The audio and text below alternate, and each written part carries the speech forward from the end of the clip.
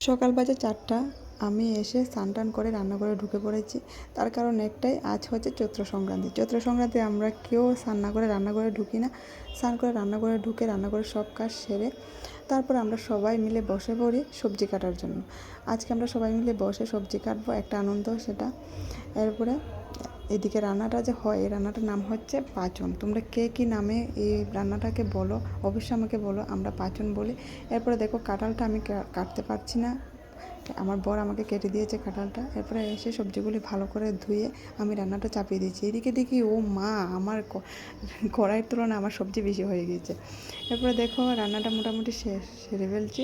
আর তোমরা অবশ্যই আমাকে বলো তোমরা কী নামে এটাকে চিনো। আর আমাদের এখানে বিহুর পরব হচ্ছে, অবশ্যই আমি তোমাদেরকে ভিডিওটা দেবো, তোমরা বলো কেমন হয়েছে বিহু পরবটা। আর রান্না কমপ্লিট আমার। আর সবাইকে জানাই শুভ চৈত্র সংক্রান্তি। সবাই এসে পড়ো আমাদের বাড়িতে।